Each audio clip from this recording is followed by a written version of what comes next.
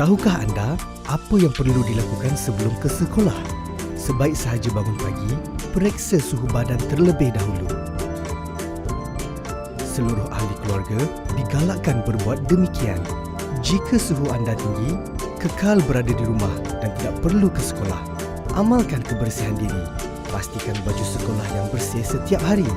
Para murid juga digalakkan untuk membawa bekal makanan sendiri. Ikuti siri video berikutnya untuk mengetahui prosedur-prosedur berkaitan persekolahan.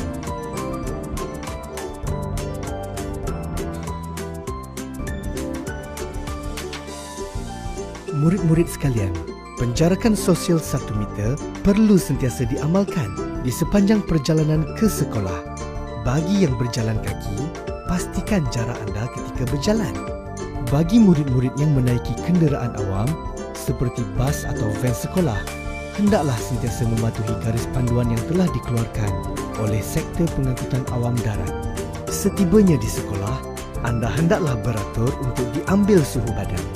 Jika suhu badan melebihi 37.5 darjah Celsius, anda akan dibawa ke bilik isolasi dan tidak akan dibenarkan untuk masuk ke kelas.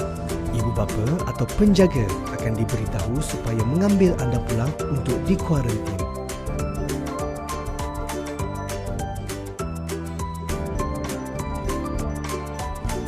Murid-murid sekalian, penjarakan sosial 1 meter perlu sentiasa diamalkan sepanjang waktu ketika di sekolah, tidak kira di dalam maupun di luar kelas.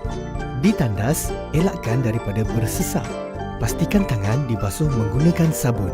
Murid-murid hendaklah mencuci tangan dengan air dan sabun mengikut langkah-langkah membasuh tangan yang betul. Semasa waktu rehat pula, anda digalakkan untuk makan bekal makanan yang dibawa di dalam kelas. Jika anda tidak membawa bekal makanan, anda boleh beli makanan berbungkus di kantin dan bawanya ke kelas untuk dimakan. Pastikan penjarakan sosial diamalkan di kantin. Perlu diingat bahawa anda tidak dibenarkan berkumpul atau melepak semasa waktu rehat. Ikuti siri video berikutnya untuk mengetahui prosedur-prosedur berkaitan persekolahan.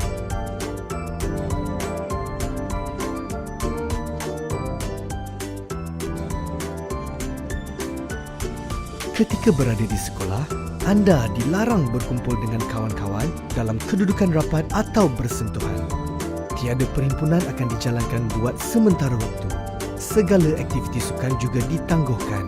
Semasa menuju ke kelas, anda hendaklah berjalan dalam jarak 1 meter di antara satu sama lain. Perjalanan adalah dalam satu arah sahaja. Barisan arah yang berlawanan perlu mengikut jalan yang lain. Di tangga, para murid hendaklah bergerak dalam satu barisan. Pergerakan menaiki dan menuruni tangga mengikut laluan terarah. Di dalam kelas, murid akan dipecahkan kepada bilangan yang lebih kecil.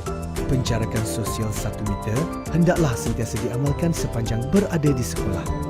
Ikuti siri video berikutnya untuk mengetahui prosedur-prosedur berkaitan persekolahan.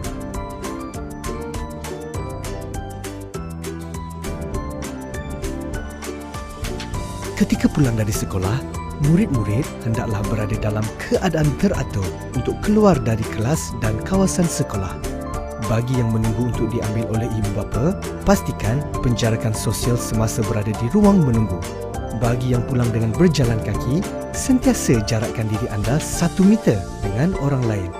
Bagi yang pulang dengan bas, lakukan penjarakan sosial semasa menunggu di hentian bas. Ketika beratur untuk menaiki bas dan sepanjang berada di dalam bas. Demi menjaga kesihatan anda daripada dijangkiti COVID-19, langkah-langkah yang telah ditetapkan ini hendaklah sentiasa dipatuhi.